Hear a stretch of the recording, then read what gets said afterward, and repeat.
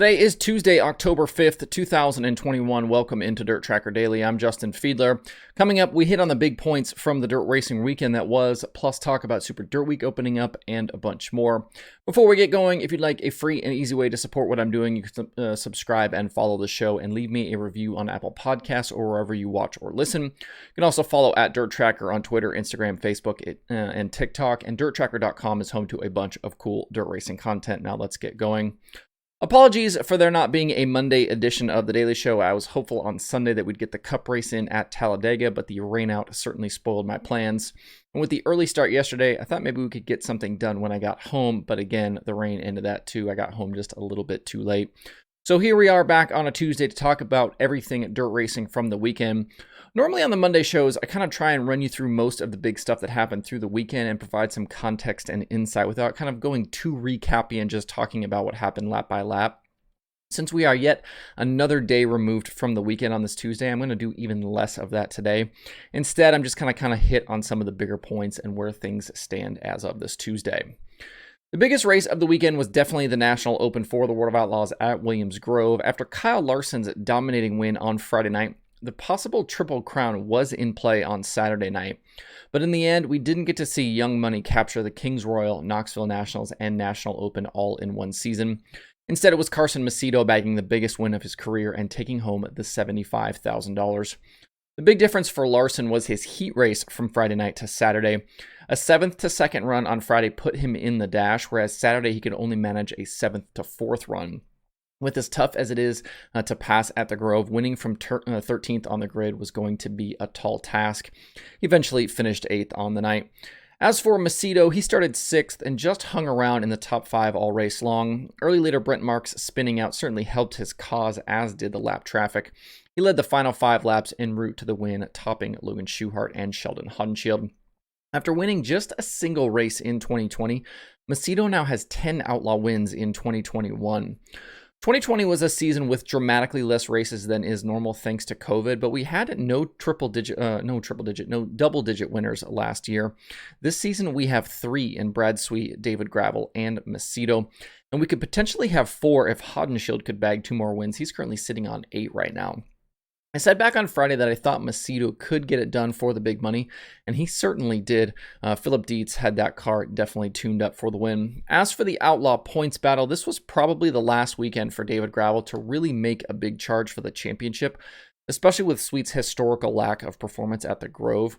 Sweet certainly did his part, needing a provisional to start Friday's feature and ending up with finishes of 15th and 10th on the weekend. It was just the 7th time Brad Sweet has been in a last chance showdown over the last 276 Outlaw races in the DirtTracker.com analytics database.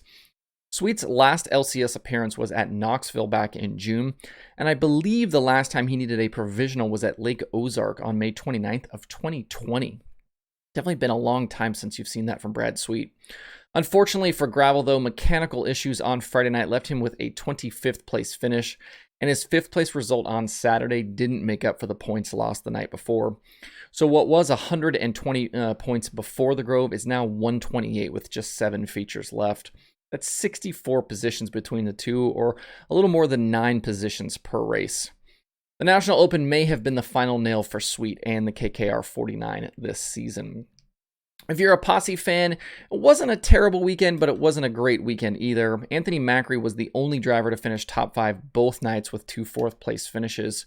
Brent Marks led laps on Saturday before that spin in lap traffic, which was a bit of an uncharacteristic mistake for Marks.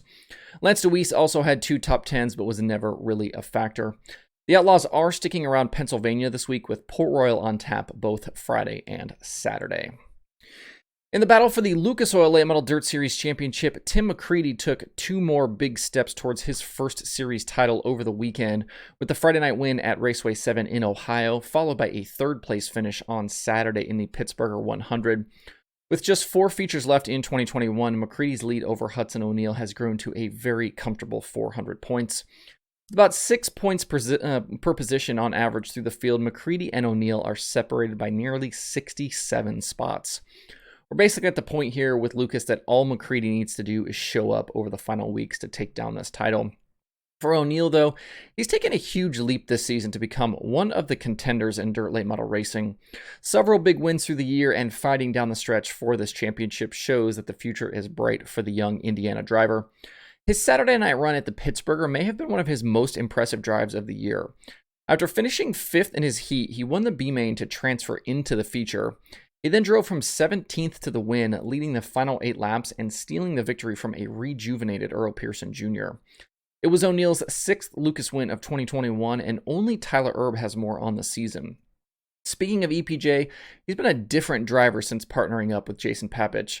In their first 8 races together, they're averaging just a tick higher than a 6th place finish and have 6 top 10s. EPJ was 3rd on Friday night and had to settle for 2nd on Saturday after leading the first 92 laps. With this momentum, I would not be surprised to see him get a win before the year is over. Lucas is in action this weekend with stops at Smoky Mountain, Dixie, and Rome. And with the Outlaws, the championship is officially done with weekend finishes of 2nd and 6th at Cherokee and Sonoya. Brandon Sheppard and Rocket Racing are the 2021 World of Outlaws Late Model Series champions. It was a solid season for Chris Madden, but his lack of wins and Sheppard's insane consistency through the summer were just too much to overcome. Brandon Overton kept his Cherokee dominance alive on Friday night, leading the final 15 laps and topping B-Shep and early leader Dalton Wilson. And on Saturday night at Sonoya, just days after announcing a new ride going forward, Ashton Winger added to his 2021 win total with a flag-to-flag win, which is his 3rd career Outlaw victory. He's taking over for G.R. Smith coming up. With just World Finals left, there isn't too much to decide now for the Outlaws. Tyler Bruning will be the leading rookie, and the only position in the top 10 in question is 4th right now between Ricky Weiss and Dennis Erb Jr. Side note, Brandon Sheppard now has 28 straight top 10 finishes. That's the most of any driver in the country right now. World Finals kicks off on Thursday, November 4th. With the USAC National Sprint Cars over the weekend, we basically had status quo in the chase for the championship. After races at Terre Haute and Lawrenceburg, Brady Bacon's lead is still 64 over Kevin Thomas Jr. It was 71 entering the weekend, so KTJ did make up a few points, but he'll have to do a lot more than that over the final 2 weekends to really put pressure on Bacon. On Friday night at Terre Haute, it was Chris Windham ending his 24-race winless streak and matching Jack Hewitt and Gary Bettenhausen with the most wins ever at the action track with 8. He topped Jake Swanson and Robert Ballou. Swanson has been fast so many times this season. He's led 88 laps, but he hasn't quite been able to get over the hump and get that win. I'm a little surprised by that, honestly. And Ballou looked early on in 2021 like he could contend for the championship, but since Plymouth in July, his results have been really mixed and he's fallen to 8th in the standings. On Saturday night at the Berg, Kevin Thomas Jr. took advantage of late issues for Emerson Axum to earn his series best 8th win of the season. He led the final 4 laps, topping Windham and Tanner Thorson. Axum led the first 26 laps but lost a right rear tire late, which relegated him to a 17th place result. Since taking over the 39 BC Sprint Car for Clausen Marshall, Axum has been really fast, but he just hasn't been able to get the finishes. I definitely think he's one of the most impressive young drivers in the country with what he's done in the midget and the sprint car this season. He won't end up with a chance at the USAC midget title, but him keeping pace with Windham and Buddy Kofoid here lately has been really fun to watch.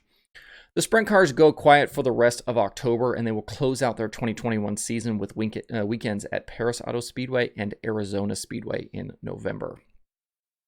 If you're in need of a dirt racing fix this week, keep an eye on the Northeast as Super Dirt Week kicks off tonight for the Super Dirt Car Series. They take on Brewerton Speedway for the Demon 100 before action shifts to Oswego for the rest of the week. At Oswego, you'll see the Super Dirt Car Series plus Dirt Car 358s, Sportsman, and Pro Stocks. The week culminates with the Billy Whitaker Cars 200 on Sunday that will pay $50,000 to the winner. Since the event moved to Oswego, we've had 4 different Super Dirt Week winners. They are Stuart Friesen, Matt Shepard, Larry White, and Matt Williamson. Shepard is also currently the Super Dirt Car Series points leader by 136 over Billy Decker. Keep an eye on Dirt Vision and the Super Dirt Week social media all week long as things kick off Wednesday with a parade through town for the competitors. There are also practice sessions, qualifying, and a whole lot more to watch. We'll keep you updated on everything going on with Super Dirt Week as things continue. Before we shut it down for today, a little bit of event news. The weather-plagued Flow Racing and Night in America Late Model Series keeps the theme alive this week. Thursday's race at Tri-County Racetrack has been postponed to October 28th because of wet weather. Next up for that series is a trip to Volunteer Speedway on October 12th. 3 races still remain for that series, with Jonathan Davenport leading the standings. There are 4 shows on the streaming schedule for today, including the Super Dirt Car Series at Brewerton on Dirt Vision, weekly action from Millbridge. There's modifieds and more from Utica Rome on Dirt Track Digest TV, and Flow Racing has Flow 24/7. To see the full daily streaming schedule with links to watch, visit dirttracker.com/watch tonight. That's it for the show today. I hope you have a good Tuesday. If you have thoughts about the topics on today's show, please leave them in the comments below or tweet at me.